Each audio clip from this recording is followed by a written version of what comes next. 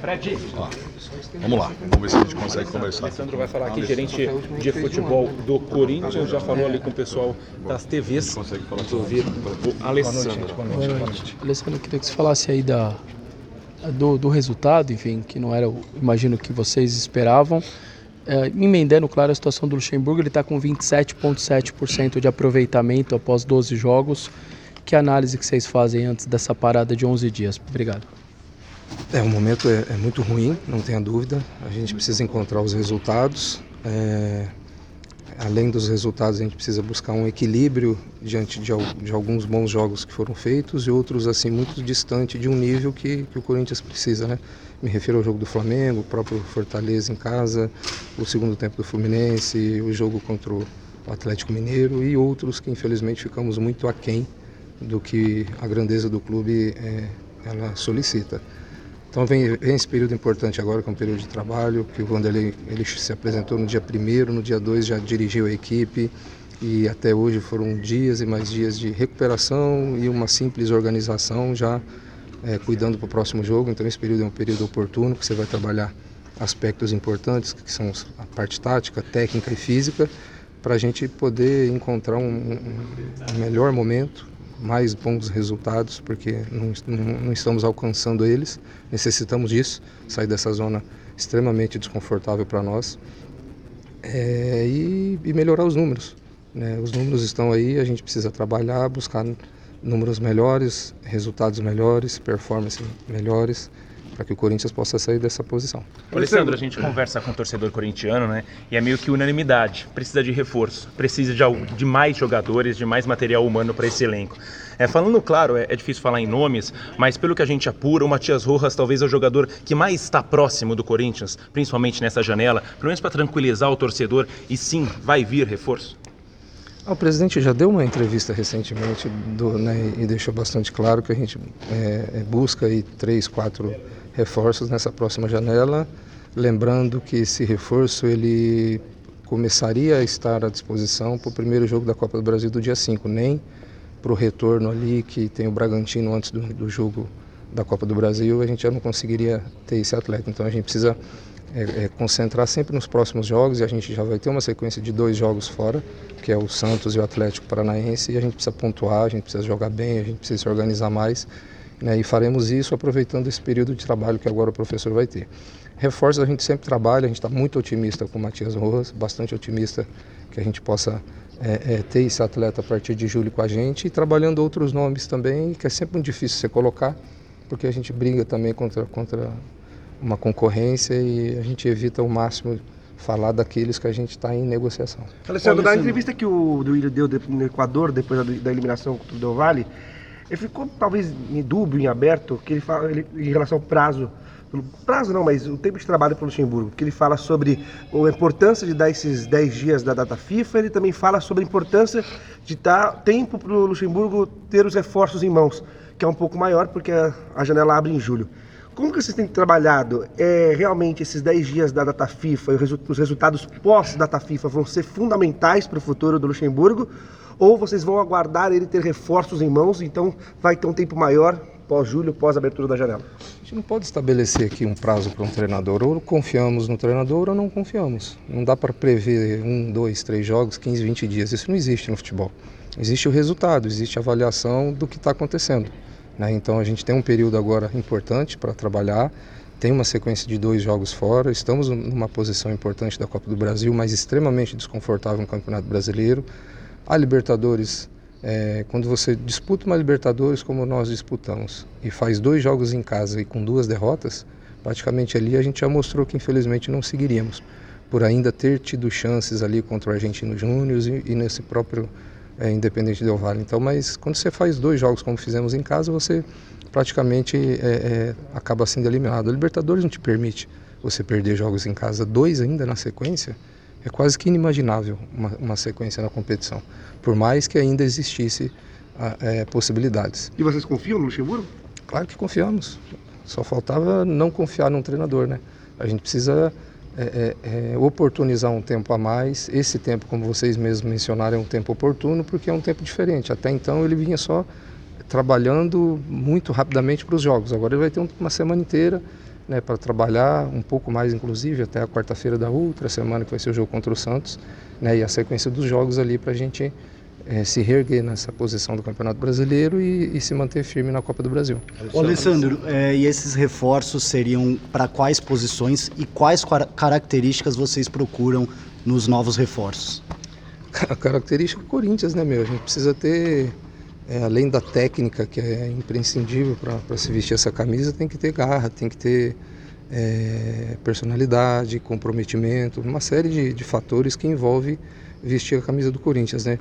Você se referir nas posições, algumas parecem ser um pouco meio que previsíveis. Exemplo, o zagueiro nós temos 4 no elenco, né? E os 4 estão segurando a onda. É importante você ter um zagueiro a mais ali, porque são competições e jogos muito duros. Para o setor do meio de campo, tudo caminhando bem para a questão do Matias, talvez ali para um volante a mais para a gente colocar ao lado do Maicon, do Fausto e do Rony.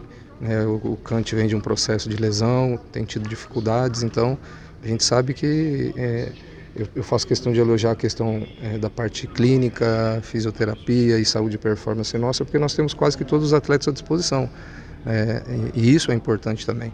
Num grupo de 32 atletas que nós temos, dentre 4 goleiros, é importante que todos estejam à disposição, né? Então, mas talvez essas 2 posições sejam as posições que a gente mais busca no momento. A gente tem em julho o retorno do Gustavo Mosquito, avaliaremos o retorno do Mantuan também, que termina o empréstimo no final do mês. Então tem uma série de coisas sendo discutida para que a gente possa estar numa condição técnica melhor do que a atual. Alessandro, naquela ação que o Júnior Moraes entrou, ele coloca lá o advogado 11 meses de direito de imagem atrasados. Eu queria saber, isso é uma coisa pontual dele, foi o atraso, ou outros jogadores também, vocês estão tendo que repactuar, enfim, o direito de imagem, não a CLT, mas a imagem de outros jogadores também estão atrasadas? A questão do Júnior foi bem pontual, realmente, essa questão do direito de imagem dele. Ele tem um período extenso em atraso, ganhou na justiça o direito de trabalhar em outro clube. Sentaremos com a staff dele para fazer um ajuste de todo esse valor devido para que ele possa seguir a vida dele e vamos em frente. É um assunto que o futebol vai tratar junto com o departamento jurídico e o departamento financeiro para a gente buscar uma melhor solução. Os outros jogadores? Não, os outros jogadores não. Todos eles com as suas situações aí o mais regulares possíveis, talvez uma situação ou outra pendente, mas nada que a gente não vai equacionar num futuro muito breve. Você citou o Cantilho, ele ainda faz parte dos planos ou ele tem alguma proposta, alguma chance de sair nessa janela? Olha, o Kant é assunto para vocês, assim como o Bruno Mendes, né? Vocês vão sempre falando do Bruno. Você só me desculpa assim, não estou sendo grosso, mas é só porque a situação é parecida, né? Se ele quiser assinar o pré-contrato com alguém, ele também pode assinar. Mas a gente fica sempre falando do Bruno, do Kant não, né? Talvez porque um jogador esteja sendo aproveitado e o outro não. Mas o Kant tem contrato com a gente, é um atleta que precisa passar por esse processo de recuperação para poder ficar à disposição.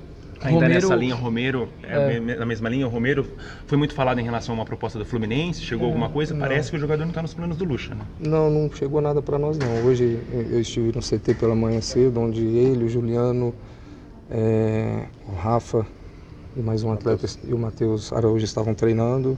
Então não teve nenhum contato, até perguntei para ele se alguém o procurou, porque ele não tem um agente específico que atue para representá-lo. Geralmente ele lidera essas buscas, mas para nós, Corinthians, não chegou nada. Mas está aberta a possibilidade dele sair mesmo na janela? Não dá para descartar nenhuma possibilidade, né, Vessone? Nem para ele, nem para nenhum outro atleta do próprio elenco. A gente sabe que a janela vai se aproximar de uma abertura e é natural que algumas coisas ocorram, alguns interesses de atletas que estão jogando, de outros não. Isso é muito comum e muito natural. Os clubes se falam muito, se consultam muito. Então vamos tentar entender o que realmente vai acontecer. Alessandro, por favor, a gente está falando de possibilidades de chegada, a gente está falando de possibilidades de saída de jogadores que estão junto no Corinthians, com o elenco, como o Alessandro Romero, o Cantilho. E a gente teve o último jogador que passou aqui, foi o que fez o gol. O Juan Oliveira, 19, 20 dias de contrato. E aí ele falou, não sei. E aí eu te pergunto, você sabe? Se depender de nós, sim. Né? Se depender de nós, sim. Só para ser bastante justo, o Vanderlei já vinha mencionando que o atleta vinha treinando muito bem e que se ele mantivesse esse padrão, ele levaria para o jogo e em algum momento iria colocar. E a gente vinha discutindo a possibilidade, explicou para ele, ó, o contrato dele é até junho.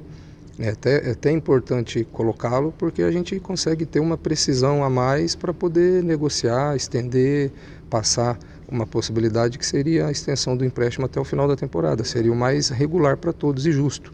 Justo para o atleta que passou um período muito duro e hoje vivenciou um momento muito importante para ele, individualmente falando, né? Então nada mais justo que ele ter essa sequência em novos jogos. Então, se depender do Corinthians, nós já fizemos esse contato com a gente do atleta, já passamos o nosso interesse, eles ficaram até muito felizes com essa vontade do Corinthians e eu espero que a partir de segunda a gente possa já regularizar isso daí e ele já ter o empréstimo dele estendido até o final da temporada.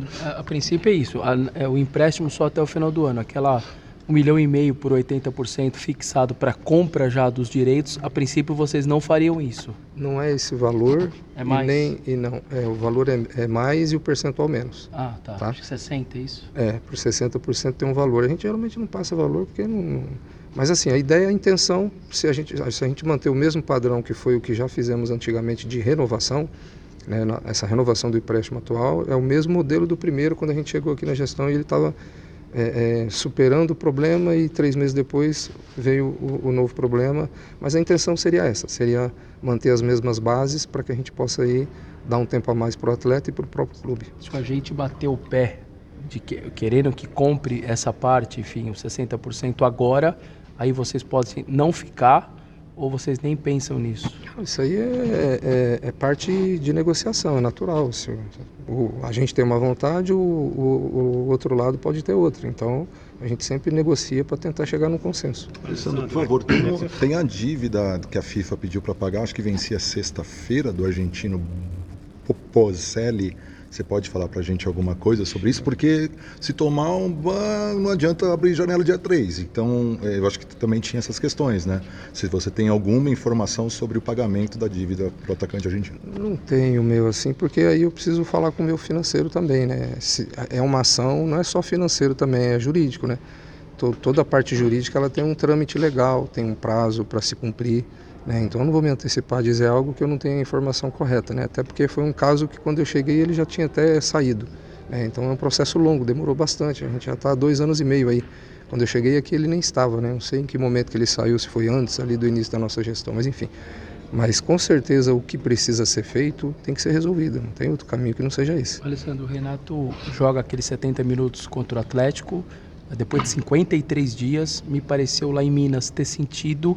E aí não conseguiu lá no Del Valle mais ainda e hoje sai com 19. Queria que você passasse para o torcedor se foi só muscular, se é esse processo de volta mesmo, você já esperava que ia ser difícil, que pudesse tranquilizar ou não o torcedor. Não, é algo muscular na panturrilha, né? E não penso eu que seja uma lesão, é óbvio que a gente tem que passar por uma avaliação e exames para a gente ter a certeza e convicção. Mas conversando com ele, conversando com o nosso departamento médico, ele talvez tenha tido alguma contratura. Eu já percebi que ele estava nas ações do jogo um pouquinho reticente, talvez aquilo foi aumentando e ele, num determinado momento, pediu para sair inteligentemente falando, porque a panturrilha, numa ação mais forte, você pode inclusive romper.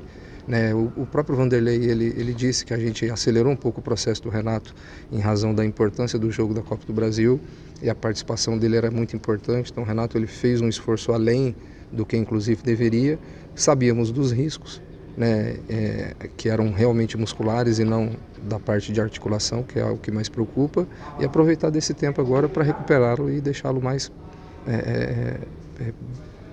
próximo possível de desempenhar o futebol que a gente conhece bem que ele tem. Alessandro, o Corinthians não bateu já 2 das 4 metas orçamentárias referentes às competições. De que forma isso impacta na diretoria, pressiona a diretoria para bons resultados no Brasileiro e na Copa do Brasil? Mas acho que a nossa meta da Copa do Brasil acho que já foi até superada e podemos através dela superar todas as outras metas. É uma questão de número, de valores.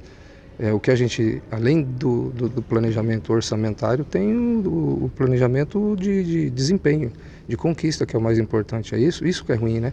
Você sair precocemente do Paulista, da Libertadores também, mas a manutenção do clube na Copa do Brasil vai equacionar, inclusive passando essa difícil fase que teremos, as saídas das outras. Mas uma coisa é a parte econômica, a outra é a performance, né? Que isso a gente não gostaria nunca que ocorresse. Sul-Americana, qual é a ideia da diretoria sul-americana? Porque o torcedor está dividido. Abandona a competição, põe a molecada, outros não. Vale um título internacional, vale dinheiro. Vocês, Luxemburgo, sentaram, qual vai ser o planejamento para o playoff agora e para a continuidade se passar?